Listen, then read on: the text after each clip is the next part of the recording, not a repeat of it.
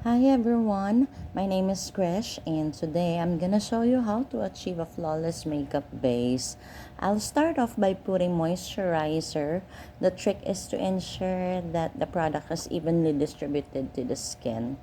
For my lips, I'm using Vaseline Lip Therapy and I wasn't able to record it but I already put eye cream under my eyes. So for the foundation, the trick is to put small amounts of foundation on your face. Don't slub it. And I'm using a brush. If you think you need more coverage, you can just add more. By the way, I'm not a makeup artist. I'm just a makeup addict. I'm in my early 40s, so moisture is very important for my skin.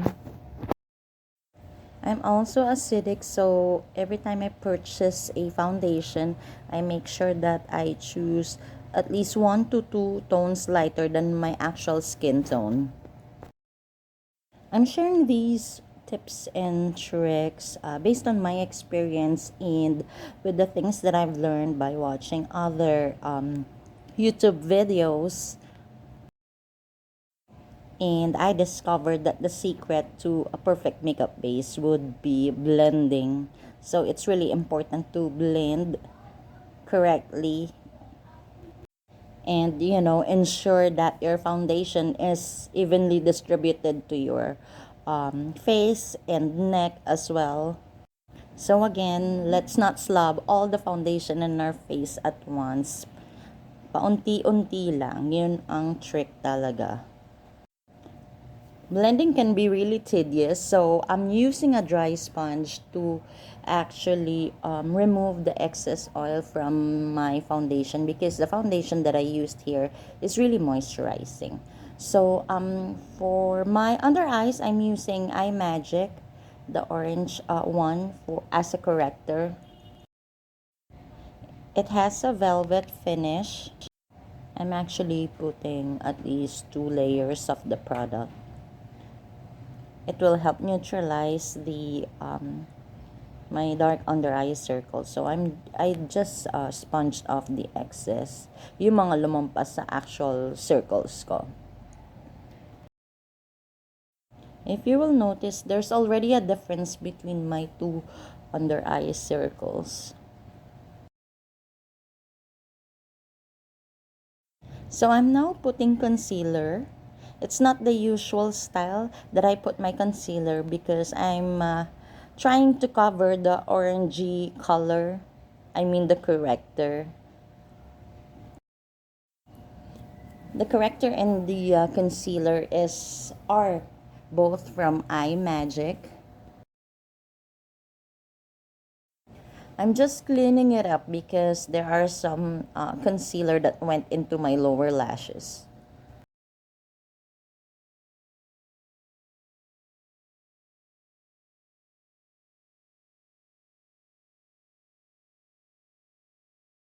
So I'm just tapping off the excess product using a dry sponge. So I will now go ahead and put a second layer of concealer. I love the consistency of this particular concealer. Makatawan siya, so you can actually use it even without the corrector. Maganda talaga yung coverage niya. It really covers my under eye circles. So you can either blend this product with your finger or you can also use a brush kung saan kayo comfortable.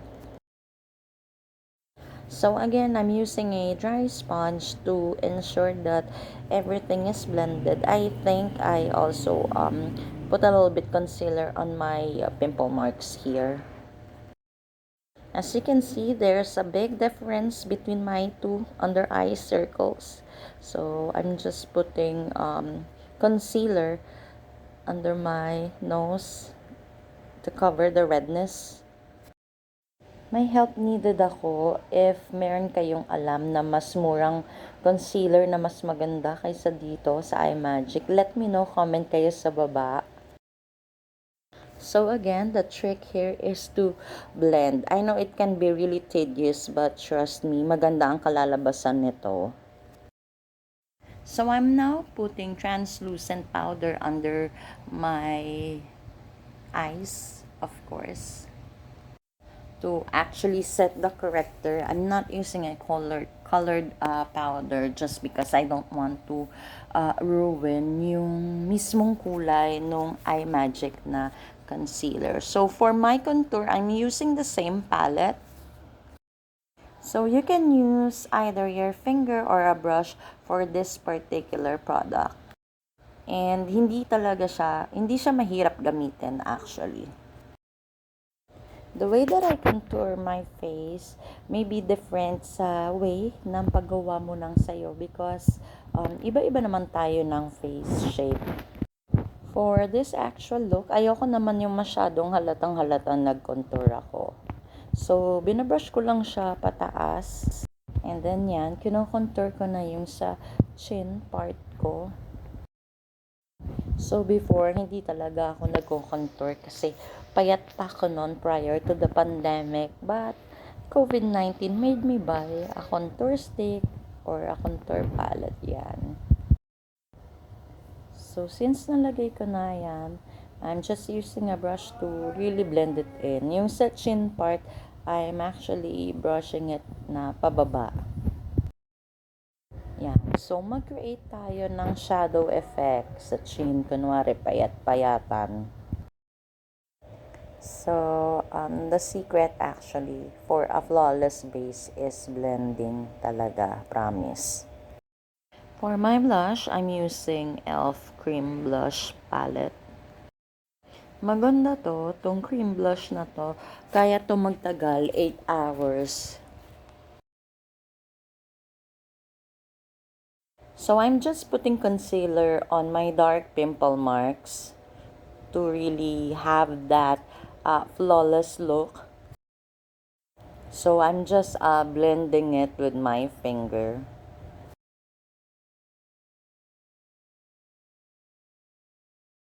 So, one of the things that I noticed when I reached my early 40s is that yung lips ko parang uneven na siya.